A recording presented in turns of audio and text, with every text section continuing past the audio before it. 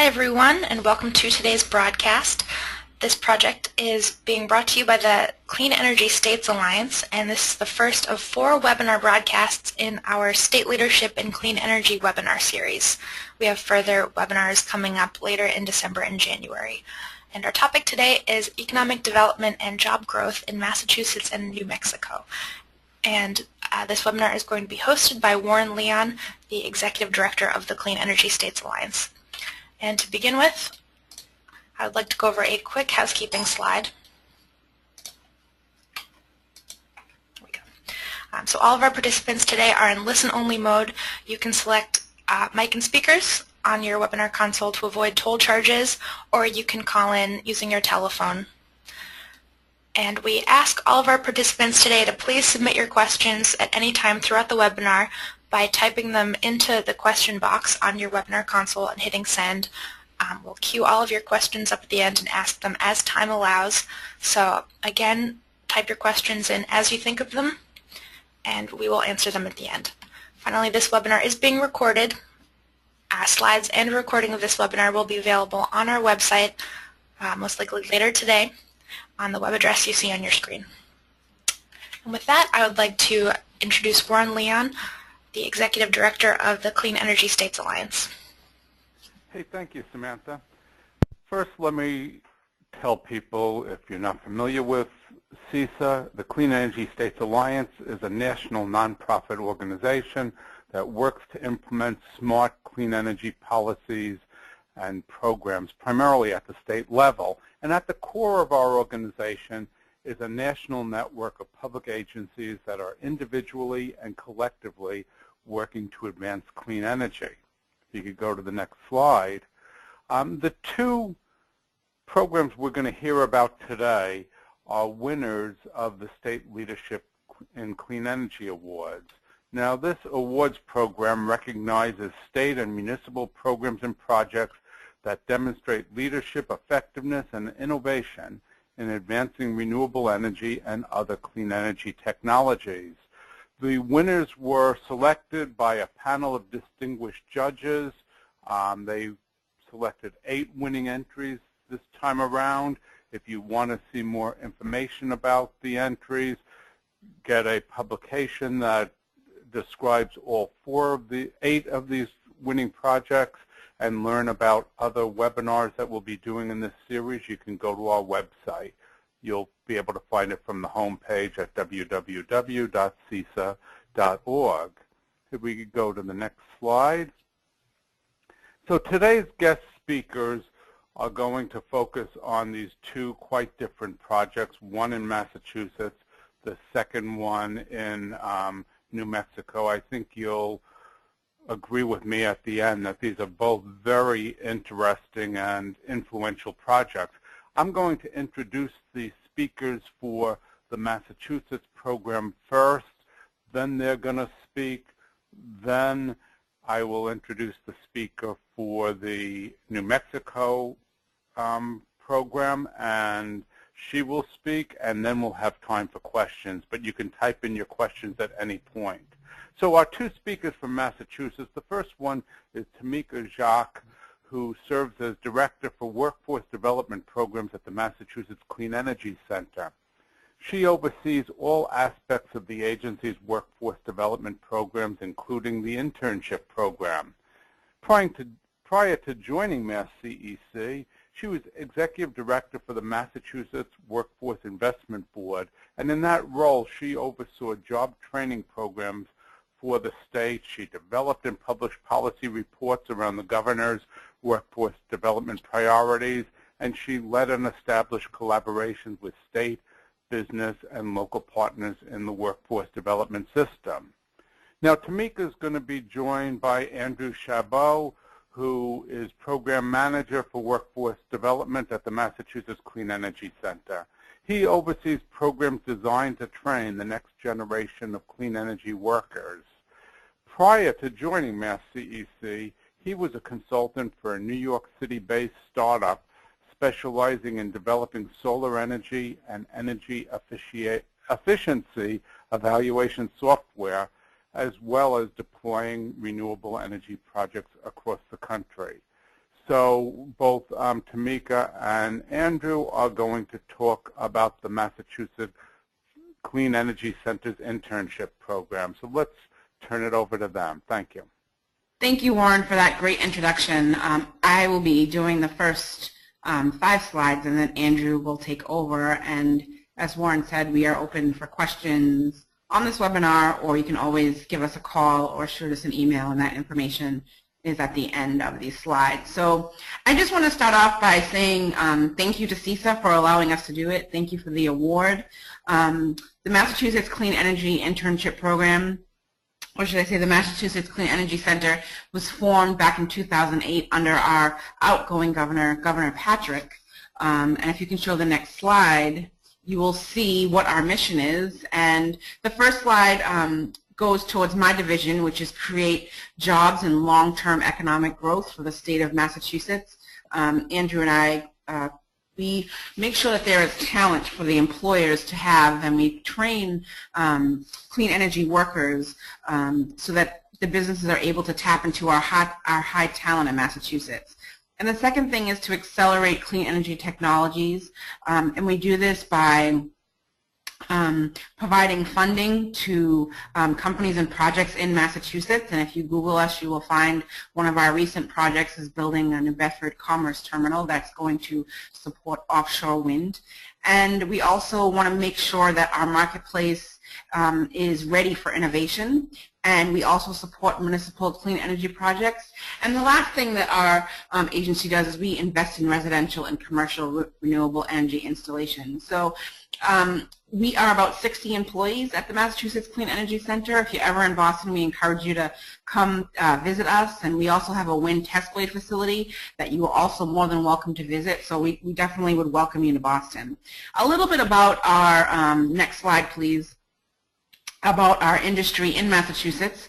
It is a $10 billion industry, the clean energy industry, 2.5% of the gross state product. And the jobs that we count are 88,372 jobs. And I should say this report just came out in September of this year, and we do this report once a year. You can find this report on our website, masscec.com. And to continue, 2.5, clean energy is 2.4% of the total Massachusetts workforce. And we are almost there. We almost have 6,000 clean energy firms. And it represents 2.7% of total Massachusetts companies. So we are up and coming. We are growing. We are proud of our achievements. And if I can just show you the next slide, please. You can see our growth over the years of where we are, and we are projected for 2015 to go over 100,000 jobs. And as you'll see in our report, you'll be able to see who we count, because we don't count just anyone that is in clean energy. We count the people that are providing a good or a service. So I just want to make that very clear, but I encourage you to go to our report, and you'll be able to find more details about that. And so with that, just to transition to the next slide, because we do have this robust industry, but our employers still say that hiring is increasingly difficult. And so we have some data here. About 1 in 5 businesses report great difficulty finding workers. Nearly 1 in 4 businesses face difficulty finding experienced workers, and firms are still making do, but concern is growing. And this is a concern for us because, as you know, Massachusetts has over 100 colleges and universities. And so we know we have the talent here, and we want to make sure that we're able to invest in the talent that's here. So with that, I'm going to turn this over to Andrew, who will continue with the slides. Great. Thanks, Tamika. That was perfect. So for me to jump in right here, I want to get into a little bit of the nitty-gritty of how the program is set up. To date, we've had great success with the program, where we've placed close to 1,000 interns at more than 228 different companies since the program was started in 2011. This has resulted in about 70 students gaining full or part-time employment at their host companies, which is significant for us, but I always like to drive home the point that the goal of the program is for internships. So students being hired is a welcome side benefit of that, but we do like to focus on the interns getting the work experience and then being able to continue their studies before moving on. The most recent, or no, last year, the largest session we've had to date was summer 2014, with 145 companies participating and 1,000 interns applying to take advantage of the program, which has been excellent for us because we're able to ramp up the program and try to serve more students, which has been it's been a lot of fun so far. Moving on to some of the logistics. So this is a slide that I think a lot of people would be very interested to look at and see, kind of keep in context of how our program is run. Is basically the way it's set up is that 2 months or 8 weeks before the next session is due to open up for the interns to start working at their host companies, Mass CEC will do a legal review of all the documentation that we have on file, our award letters, reimbursement package, legal language, so that we can make sure everything is up to date and any changes have been added in. That takes about 2 weeks for us to run through our systems over here, and then 6 weeks before the session starts, we open the program up for enrollment so that students and employers can both submit their information into our database. We send out a press release to employers, students, and our general listserv so that people are aware of the new dates and that the session is open for enrollment. Students and employers will both submit their applications respectively through our system, and employers will then go to select their interns, confirm their eligibility with Mass CEC, and then submit the signed offer letters to us, at which point we then reserve the funding for the employer once we know that they actually are going to end up taking an intern for the session. After we reserve their funding, we send them an award letter, which they must sign, which essentially lets us know that they've agreed to the terms and conditions of the internship program, and then they can send that signed back to us, and we send them the reimbursement package and instructions for them to fill out at the conclusion of the session. They also send that to us for reimbursement, and at the conclusion of the session, we also require that they fill out a mandatory survey so we can gather feedback on how the program is going and find areas where we can improve certain aspects of the program. That's been crucial for us to date because it's enabled us to really listen to some of the hurdles that a lot of these companies are hitting when they're trying to take advantage of this program. So as one example, we were able to turn the employer application into an electronic format and eliminate several forms with the latest iteration so that we can speed up the process for them, which they've been pretty appreciative of. Moving on, summer 2014 is a good example for us to look at for the next few slides. I want to go through these pretty quickly, but this breaks down the number of companies that participated in the sector.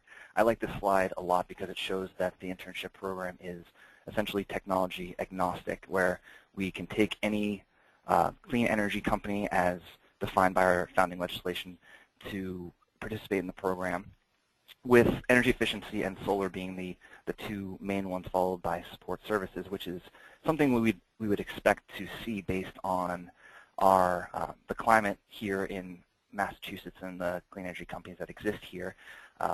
A similar program run in another place, region of the country might see something different depending on what are the stronger sectors, but this is kind of a good basis for us to go off of. Many employers participate in multiple sectors, such as some might be energy efficiency and solar, but we just include the primary sector here for illustrative purposes. Also important to note is that most of the companies who take advantage of the program are on the smaller side, startups or small to medium-sized companies. This is very beneficial to the companies because they're able to take on an individual who might make a significant impact if there's a small team at the company, but also it provides an ideal situation for the student so they can get good experience working at the company and also have a potential mentorship opportunity, which is beneficial to everybody. Moving on, I included this slide because I thought it would be useful to illustrate one central point. For those of you who aren't too familiar with the geography of Massachusetts, the only part you really need to focus about on this map is the Boston area. While we have the entire state participate, we are always trying to increase participation in other regions, but Boston, the metro area, has really boomed recently, and that kind of goes down to a few core reasons, which I want to just lay out there for anyone who's looking to start a similar program. The reasons is because there's a concentrated employer population in the city, along with point two being that there's lots of universities and colleges here in the city. So there's a decent supply on both sides, and public transportation is very instrumental for students being able to get to the places that they'll be working for the internships. We do have many students who participate using cars, but public transportation has proved to be instrumental for driving adoption of the program. So moving on to some of the demographics, we have a wide variety of students take advantage of the program. We don't limit it by any particular major. We have many students who are engineers or studying business participate, but the ones who will get selected, you'll see that those numbers are slightly lower in the participants section, and the other category is slightly higher, which drives home the point that many of these employers are growing their businesses and they're looking for, maybe in the beginning they were looking to develop some products, now they're looking to expand their sales, or they're looking for someone to help them around the office. So they're not necessarily looking for engineers or business majors per se, and they're looking for maybe someone with a marketing background who can increase their web presence. The gender ratio is the participants breaks down about 60% male, 40% female. Ideally, we'd like to see that closer to 50-50, but it has been improving since we started the program, and we're just continuing to develop initiatives to try to engage more young women to participate in internships in the state. Here's a quick cheat sheet for people so you can see some of the basic data on the left, but some of the additional logistics on the right. We have 3 sessions over the course of the year. The upcoming spring session for us runs from January 1st to May 31st. Summer runs from June 1st to August 29th. And then the fall session runs from September 1st till December 15th. And we've kind of worked in a little 2-week break at the end of December because many students are home for the holidays, not able to participate in an internship during that time. It allows us a good chance for us to reset, catch up on some things logistically on our end, and still provides enough time for an intern to work at a company during that session period. A company may take on up to 3 interns per session and participate in as many sessions as they want to during the year. If they take on 3 interns, one of those interns needs to be from a community college. Otherwise, they're only eligible to take on 2 interns for the time period. And that is because we want to increase participation from our community colleges and really kind of try to get them involved as well. Students may work at the company for up to 10 weeks during the internship, and that includes any time off within that period of time. For example, if a student works at a company for 4 weeks, then takes a week off, they're only eligible to be reimbursed for the 5 weeks that they work on after that period. Companies and students will go to masscec.com/intern to put their information into our database, and the employers reach out to the students directly and then confirm eligibility with us, which greatly cuts down on the administrative work that we have to do on our end. And another important component of this program is that employers need to be able to pay their interns themselves and then seek reimbursement from Mass CEC after the fact, so that we can make sure the process goes smoothly and that Mass CEC is not bound for any payroll requirements if they don't meet the eligibility concerns for this program. So moving on, some feedback we've gotten from employers has been very promising. 99 of the employers felt their interns met the job requirements. 97 said they would consider hiring their intern if they had a position open. 96% said that their interns received focused training on a specific area, which is very promising to us. And as I said earlier, this is part of that mandatory survey that employers must fill out before we process their reimbursement, so that we know, what improvements we need to make, what successes we've had thus far. Also importantly, if there have been any hires for interns. Even though, again, as I said, it's important for us to have that information. It's not the focus of the program, but we do like to know when that happens so that we can, follow up and just make sure everything is going well. Here are a few quotes, and they both just they all hammer home the point that this is an important program for companies that might not have human resource capability or the capital to go out and hire someone to take, essentially a gamble on an employee who might not work out. This is a great way for them to have an intern, expand some of their sales or do some meaningful engineering work, and then take it from there, which has been really, really successful for them to date. Moving on, for students, this survey is not mandatory, but we still get a good response rate from students nonetheless. 99% of students would recommend the program to others. 92% of the students would return to work at their host companies if there was a position open. 95% of the students said the internship was relevant to their major or their career goals, which is outstanding data for us to collect, because we love to see that the internship program is working for these individuals, and figure out, again, from the student's perspective, whether there's something that we need to do better, or if there's some a situation with their employer that needs to be addressed. All of the feedback we collect is just through SurveyMonkey online, and it's all anonymous, so we're able to take the data and figure out what the next steps need to be, if any. Moving on, if you'd like to learn more about the program or to stay in touch, all of our information pertaining to the program is on our website at masscec.com/intern. We have an FAQ section up there for employers, for students. We have a reimbursement package, which includes reimbursement instructions and a reimbursement sheet, which is an Excel document where we make it extremely easy for employers to seek reimbursement for us. The only real data they have to input into that is their employer name, the student's name, the dates that the intern worked, and the pay rate, and it auto-calculates for them. I very much recommend anyone going on there to download it and play around with to see how it all works, because it's a great tool for us to standardize the whole process so that we don't have to deal with 150 different invoices coming into us from employers. If you want to keep up to date with some additional information coming from us, there's an email sign-up link right here, where you can go to our website and become more well-versed with some of our workforce development initiatives, such as the internships, such as our other programs, but also other sectors such as solar, wind, energy efficiency, if it's something you'd like to be more in tune with. You can also follow us on Twitter or on LinkedIn. And I know that we spoke earlier, but we're going to reserve questions for the end. But please, if you have any questions, please just type it, and Warren will be able to ask us that at the end. If you have any questions for us specifically after this presentation or at the end of this webinar, you can send an email to internships@masscec.com, and someone from our team will get back to you as soon as we can. Or again, you can go to our website, masscec.com/intern, and we have all the information up there, and hopefully that will answer the majority of your questions. But again, thanks for giving us the opportunity to speak today, and I will hand it back over to Warren and Sam. Hey, thank you very much, Andrew and Tamika.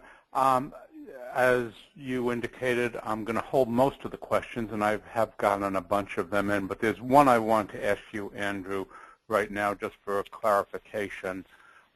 What portion of the intern's salary is covered by Mass CEC? Oh, that's a great question.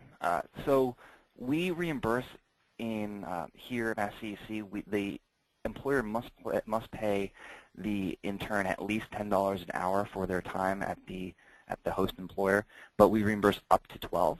That being said, the employer is free to pay the intern whatever additional amount they wish. We've had interns earn $20, $25 an hour, and we'll reimburse for up to the $12 an hour, and then the company will pay the other portion.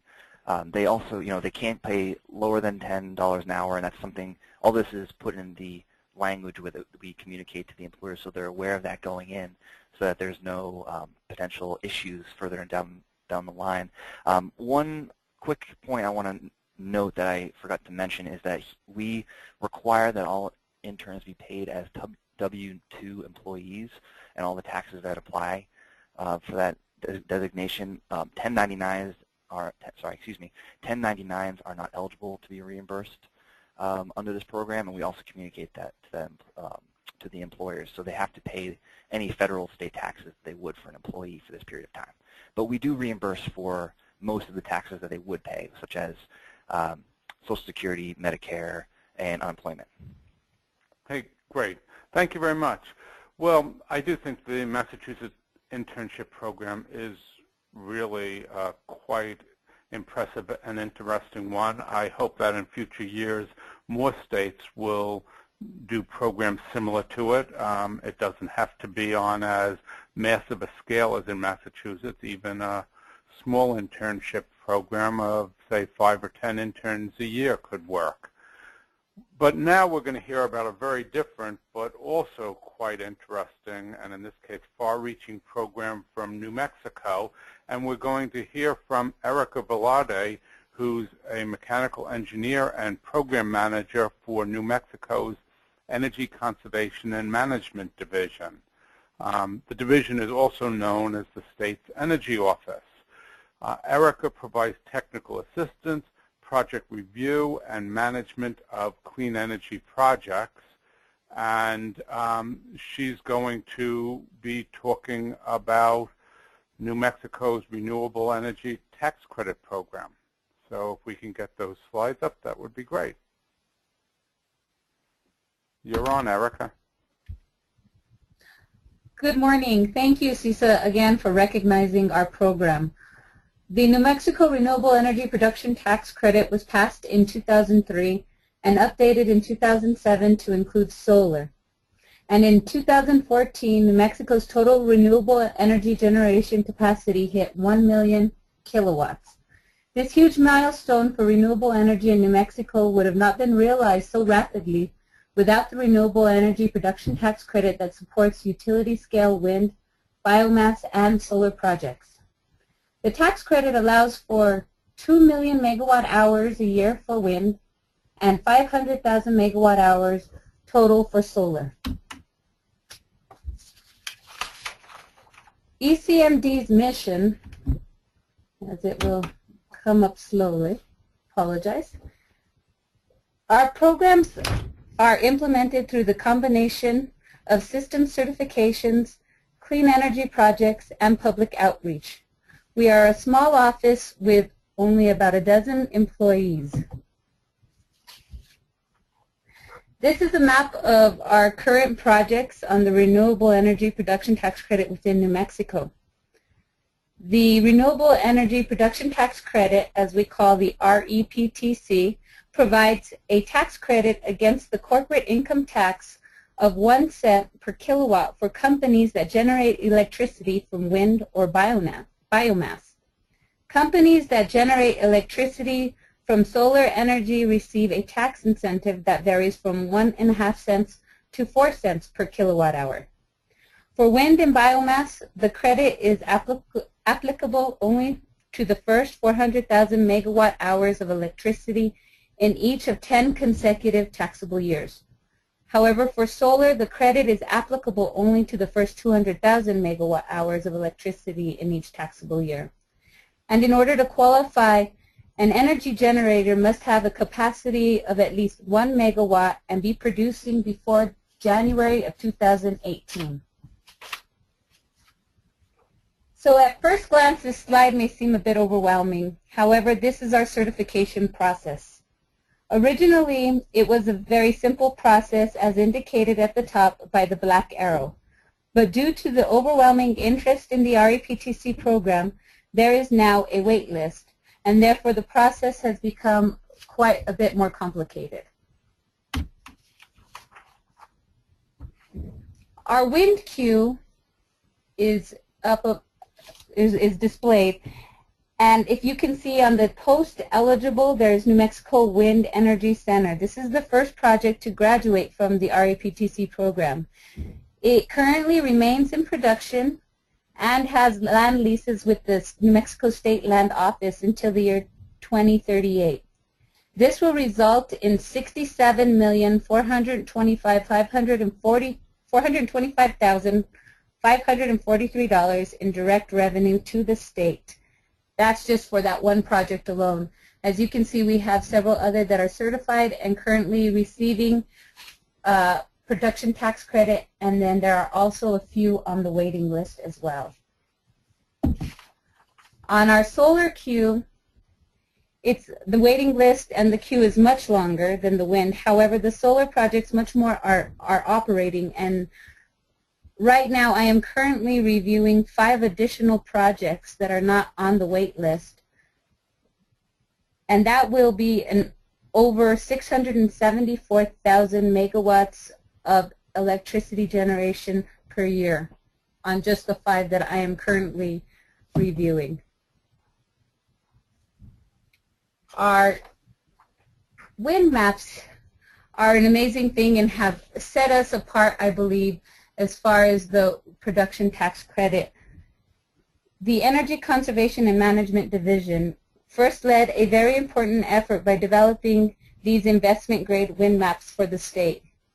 A firm with an international reputation and acceptable to investment bankers was hired by Energy, Minerals, Natural Resources Department to develop reliable wind maps for New Mexico. The developers and investors then became more comfortable in developing projects and proposing to our electricity utilities. Also, our electric utilities such as PNM, the largest electric utility in our state, recognized the value of the new wind data collected and went on to install the largest wind system in New Mexico at the time. Wind data collected prior to this effort was not considered reliable. The engineers working with Sandia National Laboratories here in New Mexico recognized that the state had potential after seeing these investment-grade data, and they worked with state legislators to promote these incentives. It then blossomed into a 2003 legislative initiative that was a collaboration of utilities, industry, and state government. Our division led the effort with rulemaking and implementation of the Renewable Energy Production Tax Credit. The graph here represents the amount of megawatt hours available to projects from the tax credit. As you can see, in 2014, we hit 0 megawatts available for our solar projects. So there is actually no production tax credit available currently, and there will not be any available until 2022 for solar. And in 2016, wind will also be, there will be no production tax credit available until the year 2020. The spike you see here in 2015 is due to, we had a very large wind project that unfortunately had to withdraw its application, and that's the spike in 2015. Senate Bill 418 was signed into law in March of 2007, and that added new requirements to the state's renewable portfolio standard. And that, in turn, has also led to the increased interest,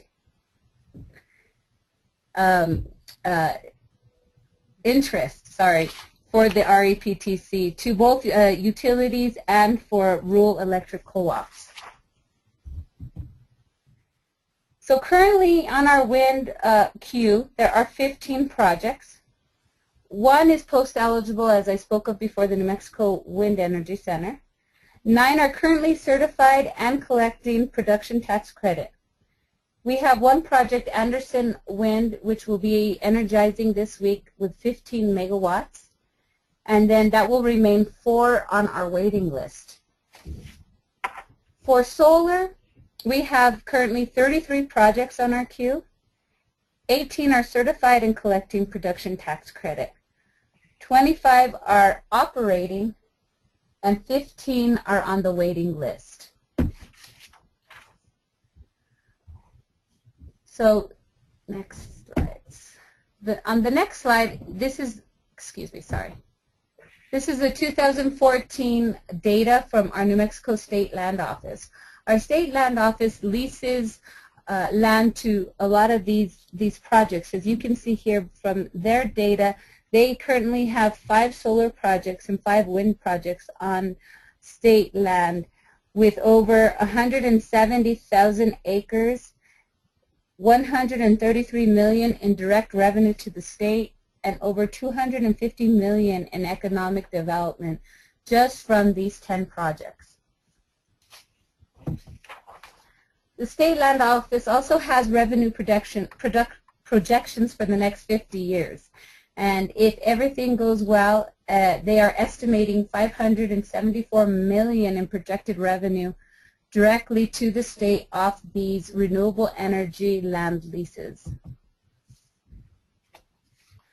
Not only do we have projects on state land, but we also have projects on private land. Currently, there are 10 wind projects on private land and 29 solar projects. This creates indirect revenue to the state based off the land leases that are going to the private owners, but most importantly, it helps rural economic development as well. We also commissioned a benefit cost study for the REPTC program and hope to have results next month.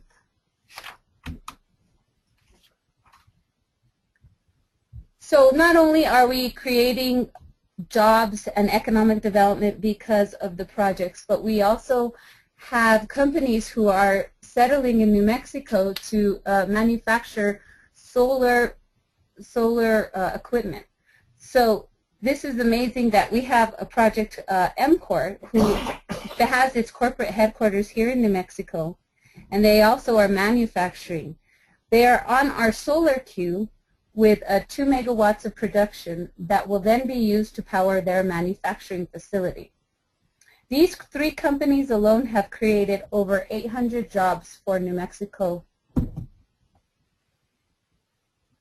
Our renewable energy production tax credit has impacted New Mexico positively just based off the numbers, but also with our study we are studying the carbon emissions, and we believe that that alone should present positive outcome and a positive benefit for New Mexico.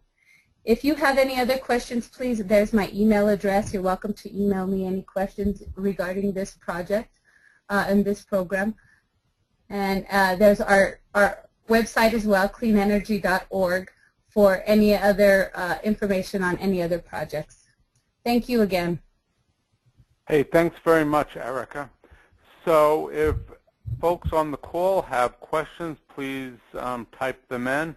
I have some in the queue that I am going to ask. I'll start with a couple of questions for Erica about New Mexico, and then I'll switch to some questions about the Massachusetts Internship Program. Erica, you showed that the tax credits have basically been used up, and there's going to be a gap of the next few years where there won't be any additional tax credits available before more come online in the next decade. Is there any potential for raising the cap on the tax credits so that you would have some available for the next few years?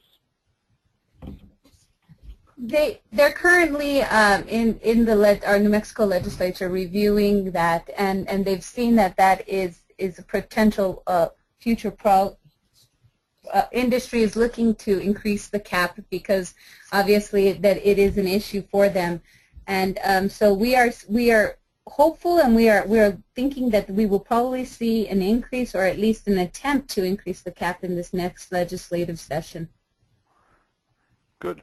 And you mentioned and showed how the state land office has leased significant land for the purpose of these renewable energy projects, and that's brought in significant revenue into the state. If the state hadn't had all this public land, would the program still have worked and still have been politically appealing, or was it really the existence of that state land for development that made it possible?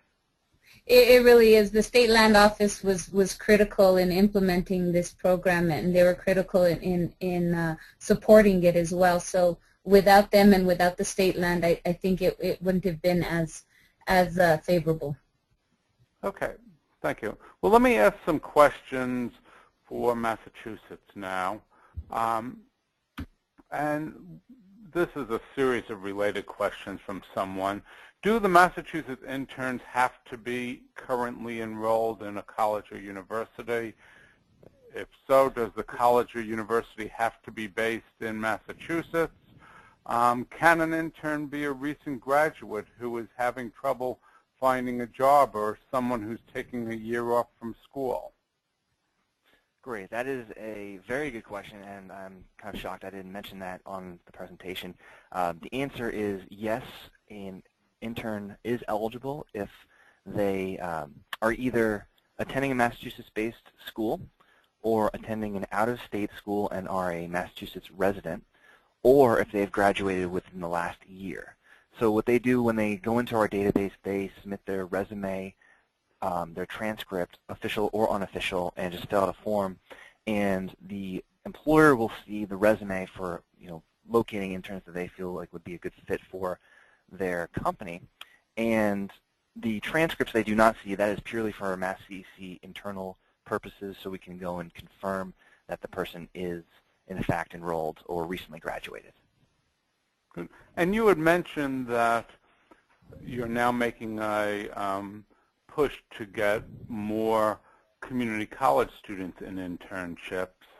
What share of all the interns are from community colleges?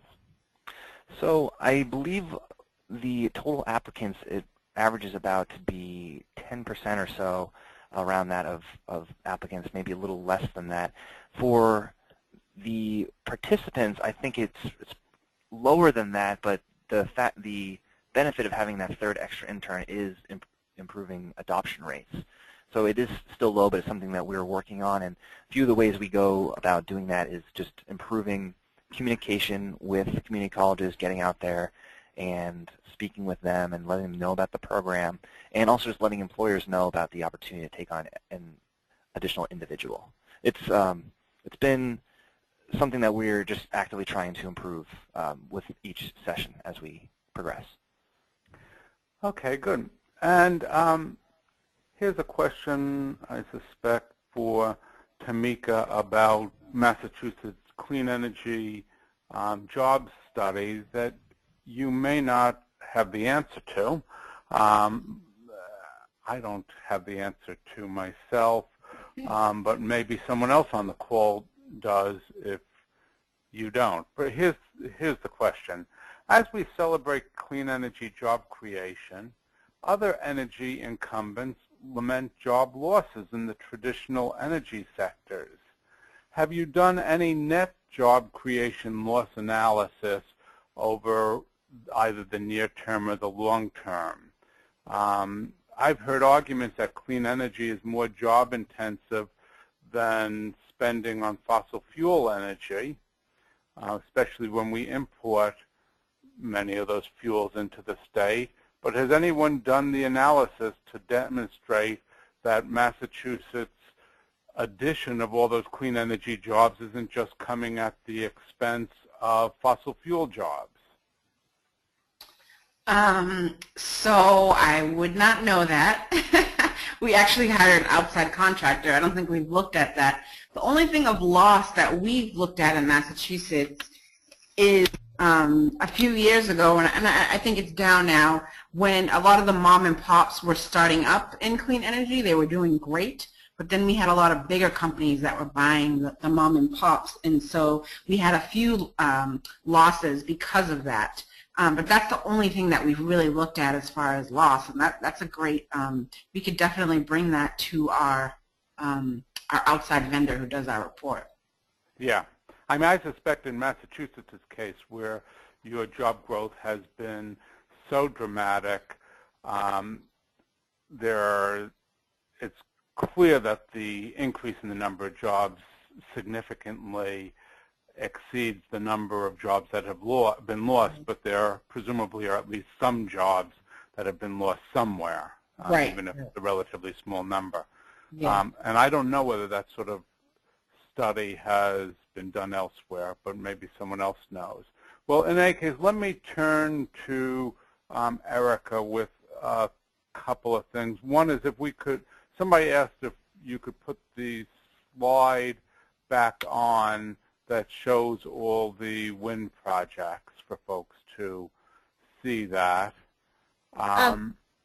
Just so you know, Warren, the queues are also located on our website, cleanenergy.org. sorry, cleanenergynm.org. And both of those, and they're updated every so many months. Good, good. Yeah, and this is an impressive list of all the things going on. And it relates to another question that somebody asked me to ask you, and that has to do with the acceptance of wind projects in your state. In some parts of the country, wind projects are very popular. In some other parts of the country and some other states, they're quite controversial, and there's been opposition to particular wind projects. What's the situation in New Mexico? It's been pretty welcomed with open arms. Rural economic development, and so not only, like I mentioned, on state land, but on private land as well. You know, we have a lot of ranchers in the state that are not, you know, making so much on grazing and farming, and this is a great opportunity for them to go ahead and use the land that they have to gain some economic benefit to themselves. Good. And for Andrew, here's a question about your internship program. Does the Massachusetts internship program reimbursement include taxes? Are those included in the $12 maximum, or do you, in addition to that, pay the share of taxes on the $12 that the student earns? That amount, the $12 an hour, applies purely to wages. So taxes are extra, and we do reimburse for both. So we'll reimburse up to $12 in an hour, and then taxes on top of that. One important point to note is that there's a certain cap in funding per intern for every session. In the fall and the spring sessions, we cap the amount at $2,400 per intern, and the summer session is $4,800 per intern. The way we arrive at that amount for each is we assume that an intern would be available to work 20 hours a week during the fall or the spring, because they're most likely taking classes, and full-time during the summer, so 40 hours a week during the summer. And if you take into how much we would pay, so $12 an hour times let's just go with the summer, 40 hours a week, and then times 10 weeks for how long the intern would be at a company, you arrive at $4,800. And so companies will either pay their intern $12 an hour or higher and then max out on wages, or some companies who are particularly cash-strapped will, for example, pay their interns, $11 an hour, and then be able to make up some of the reimbursement through taxes that they have to pay regardless. So it's a good way for us to be a little more flexible with our companies, so that we could say, well, if you have the ability to pay your interns as much as possible, but if not, we have some leeway so we can still have you participate, but we'll pay for a good portion of the taxes as well. Yeah, good. Well, let me ask one more question for you, Andrew, and then I have a question for Erica. And folks should know, after that, I don't have a lot of other questions in the queue, so if we have a few more minutes. If you have an additional question, we'll have time for it. So the question for you, Andrew, you said you collect feedback from employers on the program. Have there been things they've suggested that have caused you to revise the program over time? Yes, that's a great question. We have gotten great feedback from our employers, and we really rely on that, and it's helpful for us that we've made it mandatory so that we definitely get it one way or another.